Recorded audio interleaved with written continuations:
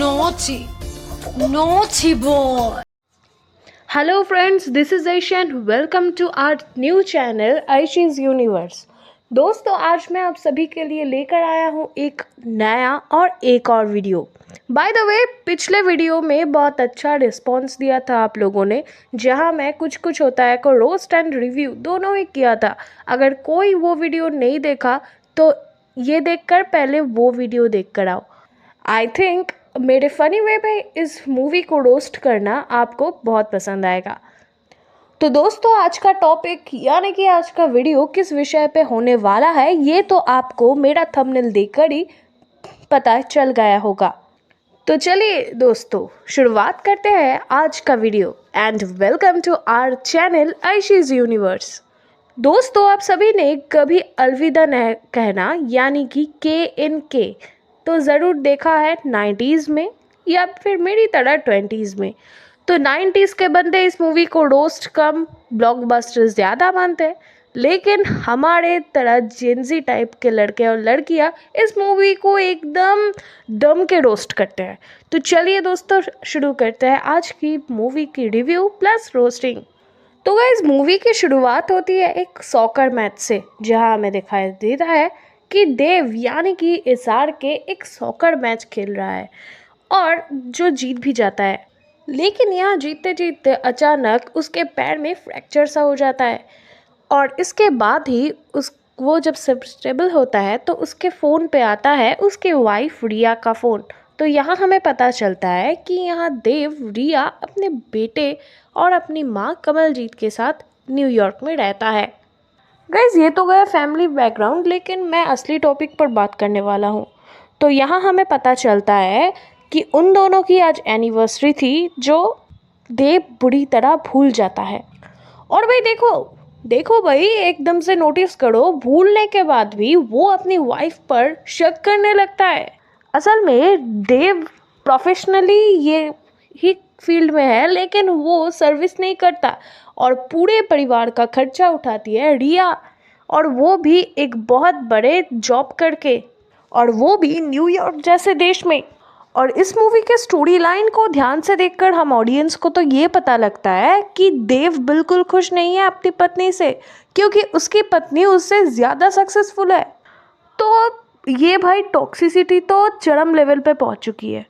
अभी के टाइम पे हस्बैंड वाइफ दोनों इक्वल है, दोनों इक्वल जॉब्स करते हैं और दोनों सेम कमाते हैं, या कोई किसी से थोड़ा ज़्यादा कमाता है तो फिर भी इक्वली माना जाता है। लेकिन नहीं, बंदे को तो अलग ही नशा पड़ा हुआ है। रिया इतना जॉब करने के बाद, इतना बिजी रहने के बाद भी घर परिवार दोनों ही संभालता है, और एक दिन अपने बेटे को स्कूल से पिक करना भूल जाती है और वो देव से कहता है, लेकिन देव उसे भला बुरा सुनाने लगता है। अच्छा दोस्तों, देव इतना सुना रहा है, लेकिन देव इतना फैमिली मैन है, तो उसको अपना एनिवर्सरी क्यों नहीं पता। गाइज, इस मूवी में एक और कैरेक्टर है जिसका नाम है माया। तो माया के बैकग्राउंड के बारे में भी आप सभी को मैं बता देता हूँ जिन्होंने ये मूवी नहीं देखी है। असल में 4 सालों पहले माया गांव से न्यूयॉर्क शिफ्ट हुई थी, क्योंकि माया की शादी हुई थी ऋषि से, और वहाँ कमलजीत यानी SRK या देव की माँ भी वहाँ उपस्थित थी, और वहाँ देव भी खुद उपस्थित था उसकी शादी में। और शादी से ठीक पहले, मतलब 1-2 मिनट या 5 मिनट पहले, माया को खुद पर डाउट हो रहा था, क्योंकि वो ये शादी ठीक तो कर रहे हैं ना, वो अपने पति को चीट तो नहीं कर रहा है ना। तो ये लेकर उसके मन में बहुत ही द्विधा थी। और तभी वहाँ पर SRK आता है और उसे समझाने लगता है कि शादी के बाद भी तो प्यार हो सकता है। यानी यहाँ पर ये पूरा साफ दिखाया गया है कि माया बिल्कुल शादी से पहले ही देव से मिला था, और तभी देव की 4 साल की शादी ऑलरेडी चल रही थी। गाइस, ये तो गया बैकग्राउंड की बात। और यहाँ देव माया को समझाने लगता है कि उसको ये शादी कर लेना चाहिए, और तभी माया उसे कहती है कि ऋषि उसके मुंह से हाँ सुनने के लिए बिल्कुल 3 साल वेट किया। और यहाँ हमें पता चलता है कि ऋषि के बाप माया को अपनी बेटी की तरह पालते हैं। असल में माया का कोई फैमिली नहीं है, इसीलिए वो उन लोगों के पास ही पला बड़ा हुआ है। तो SRK यानी कि देव के इन्फ्लुएंस से रानी मुखर्जी यानी कि माया भी पट गई और ऋषि से शादी भी कर लिया। तब हमें दिखाया जाता है कि एसआरके को एक एक्सीडेंट हुआ जिससे उसका पैर फ्रैक्चर हो गया, यानी उसका पैर शुरू से ही फ्रैक्चर था और वो उसे लेकर फुटबॉल खेलता रहता था। दोस्तों, कभी अलविदा ना कहना कि वो वाला सीन आपको याद है जब देव और माया पहली बार न्यूयॉर्क में मिले, और वो वाला सीन, मतलब वो दोनों एक दूसरे को देखकर चौंकी गए थे। और वो चोरी का चीज़ मैं आपको नहीं एक्सप्लेन कर रहा, क्योंकि उसे अगर मैं एक्सप्लेन करने जाऊँगा तो वो बहुत बड़ा हो जाएगा। और वो दोनों अपनी शादी के बारे में एक दूसरे से डिस्कस भी करते हैं इस स्टोरी में। तो यहाँ हमें पता चलता है कि माया की बच्चा नहीं हो रहा, वो भी 4 सालों से, और इसके लिए वो खुद को दोषी मानता है क्योंकि वो ऋषि से ठीक ठाक इंटीमेट ही नहीं हो पा रहा। लेकिन ऋषि पूरा उल्टा है, ऋषि माया को बहुत पसंद करती है और ऋषि ठीक रिया की तरह ही अपने लाइफ में बहुत ज़्यादा सक्सेसफुल भी है। ये भी माया को ज़्यादा पसंद नहीं है। तो जब ये दोनों मिलते हैं तो ये दोनों चुप चुप कर एक दूसरे से बातें करते हैं और एक दूसरे की पर्सनल और मैरिज लाइफ के बारे में एक दूसरे से डिस्कस करता है। Okay, it's a good point, but discuss करते करते ये दोनों बंदे ऐसी व्यवस्था में पहुंच जाते हैं कि देव माया को हमेशा बोलता है कि यार तुम सेक्सी नहीं हो, तुम्हें सेक्सी बनने के लिए बहुत कुछ करना पड़ेगा। तो माया को ये सेक्सी शब्द उतना पसंद नहीं आता और माया भी सेक्सी बनने की कोशिश करता है। वो घट जाता है और ऐसा ड्रेस पहनता है जिससे अभिषेक बच्चन यानी कि ऋषि इम्प्रेस हो सके। वो सेक्सी बनने के लिए ऐसा कुछ टोन यूज़ करती है, गले का टोन इतना सेक्सुअल बना लेती है कि ऋषि उससे पट जाए। लेकिन नहीं, ऋषि को ये चीज़ें और भी वियर्ड लगने शुरू कर देती है। और उधर माया भी देव से कहने लगती है कि तुम भी अपनी पत्नी को खुश करने के लिए ऐसा ही कुछ करो। तो जब उसकी पत्नी घर आती है तो देव भी बिल्कुल उल्टा सीधा व्यवहार करने लगता है अपनी पत्नी से और भी सेक्सी होने का परामर्श भी देती है अपनी वाइफ को। लेकिन रिया को ये सब बर्दाश्त नहीं होता, और जब यहाँ रिया को ये सब बर्दाश्त नहीं होता और रिया उसे नॉर्मल बिहेवियर करने के लिए बोलता है, पर देव उस पर ही गुस्सा कर देता है। दोस्तों, आप लोगों ने, ज़्यादातर जिन लोगों ने ये मूवी देखी है, आप सभी को पता है कि रिया जिस ऑफिस पे काम करती है उसका ही एक कलीग उस पर फिदा है। लेकिन रिया उस पर कभी नज़र ही नहीं डालता क्योंकि वो मैरिड है, और वो उस आदमी को हर टाइम कहने लगता है कि वो मैरिड है, इसीलिए वो इस संपर्क में नहीं जाना चाहता। अब देखो, रिया तो यहाँ पर अपने दम पर अपने तरीके से बहुत ही परफेक्टली ये चीज़ों को हैंडल करने लगता है, लेकिन देव ये हैंडल नहीं कर पाया। देव खुद सक्सेसफुल नहीं है और रिया की सक्सेस से बहुत ज़्यादा जलता है।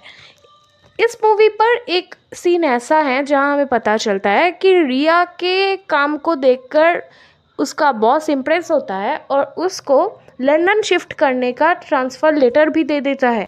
लेकिन रिया वो एक्सेप्ट नहीं करता क्योंकि वो अपने पति और बच्चे और सासू माँ के साथ न्यूयॉर्क में ही रहना चाहता है और यहाँ ही काम करना चाहता है। लेकिन नहीं भाई, देव बाबू को तो ये सब बिल्कुल पसंद नहीं आएगा।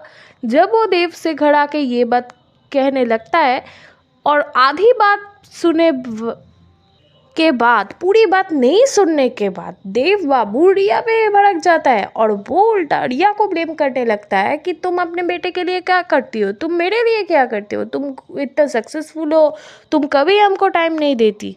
मतलब सीरियसली देव, वो तुम्हारे लिए अपना करियर छोड़ रहा है, अपने करियर पे कॉम्प्रोमाइज़ कर रहा है, वो भी तुम और तुम्हारे बच्चे के लिए, और तुम्हें ये भी नहीं हजम होता। तो इसके बाद रिया चिल्ला कर उठती है और रिया पूरी बात उसे के मुंह पर थूक देती है, जिसे सुनकर देव भी बिल्कुल पॉज हो जाता है। लेकिन फिर भी वो रिया को ही ब्लेम करता है। तो भाई, इस मूवी को देखकर या एक्सप्लेनेशन सुनकर या रोस्टिंग सुनकर जो कोई भी यही कहेगा कि यहाँ इस मूवी में रिया का कैरेक्टर इतना परफेक्ट दिखाया गया है ना कि आपको रिया पे गुस्सा नहीं आएगा। तो अब आते हैं माया पे। तो यहाँ हमें दिखाया जाता है कि माया भी देव की वो सारी बातें सुनकर अपने पति को सेक्सी होने का ढोंग दिखाती है, और जब उसका पति उसके साथ इंटीमेट होने का कोशिश करती है तो माया बिल्कुल अनकंफर्टेबल फील करने लगता है कि जैसे कोई और या पराया आदमी उसके साथ इंटीमेट होने जा रहा है। तो बार बार माया उसके साथ अनकंफर्टेबल फील हो रहा है। ये देखकर भी ऋषि बिल्कुल गुस्सा हो गया और ऋषि को ये लगने लगा कि इतने साल शादी के बाद भी माया उससे अनकंफर्टेबल है, जैसे ऋषि कोई और आदमी हो। तो अपनी पत्नी को ऐसी हालत में देखकर ऋषि को भी बहुत गुस्सा आता है और वो माया को भला बुरा सुनाने लगता है। तो दोस्तों यहाँ ऋषि का कैरेक्टर भी बिल्कुल रिया की तरह ही परफेक्ट है, लेकिन माया ही कुछ ऐसी है। मतलब आप सोचो, आपकी हस्बैंड आपके साथ इतना कंफर्टेबल है, आपको इतना प्यार करता है, इसके बाद भी आप उसे प्यार नहीं करते, आप उसे वो सम्मान दे ही नहीं पा रहे। जब आपके हस्बैंड या वाइफ इतना ग्रीन फॉरेस्ट जैसा है, तो आप रेड फ्लैग की तरह हरकतें कर रहा है, वो भी आप ही के घर में। मतलब देव और माया की टॉक्सिसिटी लेवल इतना ऊपर उठ चुका है ना कि इसके लिए ये मूवी बिल्कुल वल्गर प्रमाणित हो रहा है। तो इसके बाद देव और माया एक दूसरे को अपने मन की बात कह देता है एक दिन, और एक दिन ऐसा आता है कि देव और माया अपने पति और पत्नियों के साथ एक ओपेरा शो पर जाते हैं, जहाँ ऋषि अपनी वाइफ यानी कि माया को वहाँ किस करने लगता है, जिसे देखकर देव को बुरा लग रहा है। इसीलिए देव भी अपनी पत्नी के साथ हॉर्नी होने का ढोंग कर रहा है। मतलब सीरियसली वो अपनी पत्नी को प्यार करेगा ये तो बिल्कुल ठीक है, लेकिन तुम किसी और की पत्नी को देखकर जल के अपनी पत्नी के साथ ये सब हॉर्नी बिहेवियर कर रहे हो, ये तो किसी हालत पर गलत ही हुआ ना। तो इसके बाद एक और दिन यानी कि उसके बाद वाले दिन ये लोग मीट करते हैं, यानी कि देव और माया, और देव माया पर अपने गुस्सा थूक देता है और वो माया से कहती है कि वो तुम्हें ऐसी तरह से क्यों छू रहा था, तुम्हें ऐसी तरह से छूने का हक सिर्फ मेरा है। मतलब सीरियसली तुम क्या उसका पति हो? अगर कोई उसे ऐसे छू सकता है तो वो उसका पति, ना कि तुम। तो माया भी ये बात एग्री करती है बहुत शॉकिंगली, और वो भी कहता है कि उसके पति का ऐसे छूना उसे पसंद नहीं है, बल्कि उसका पति जितना प्यार से ही उसको छू रहा है। फिर इसड़के और रानी मुखर्जी यानी कि देव और माया एक दूसरे के साथ उस रास्ते पर ही इंटीमेट हो जाते हैं, और वह उस रास्ते पर काम नहीं बन रहा, इसलिए देव माया को ओयो सजेस्ट करता है और देव माया को ओयो जैसी चीज़ पर लेकर जाता है। ओयो यानी कि सेक्स करने का होटल। मतलब दोस्तों इस मूवी में आप देव की हरकतें देखो, मतलब आप देव की जगह खुद को डिलीट करो, आप किसी के साथ मैरिड हो और आप उसको समान में चीट कर रहे हो।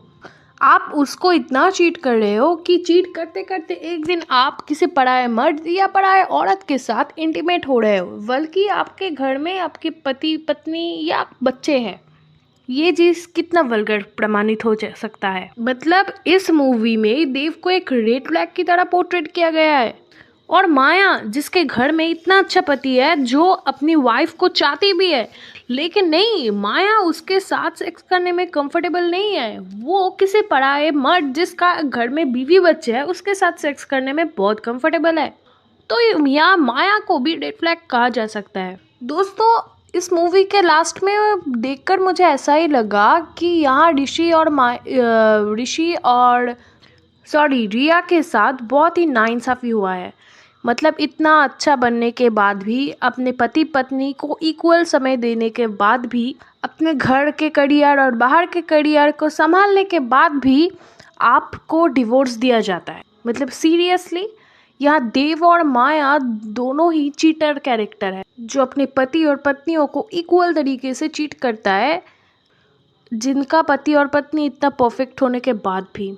तो दोस्तों ये मूवी देखने के बाद आपका रिव्यू कैसा है, आपका ओपिनियन क्या है, आपका पॉइंट ऑफ व्यू क्या है देव और माया के कैरेक्टर के बारे में, तो ये तो आपको हमें कमेंट में ज़रूर बताना पड़ेगा। और हाँ, अगर ये वीडियो आपको पसंद आया हो तो इस चैनल को ज़रूर सब्सक्राइब करके जाना। और हाँ, पिछले वीडियो में मैं कुछ होता है को रोस्ट एंड रिव्यू किया था, तो इसको देखने के बाद उस वीडियो में जल्दी से जल्दी चले जाओ। जिन लोगों ने भी ये वीडियो नहीं देखा, ये वीडियो बहुत ही मस्त बना है और पिछले ऑडियंस भी इसे बहुत ज़्यादा प्यार दिया है। तो मिलते हैं ऐसे ही किसी मज़ेदार वीडियो में। बाय।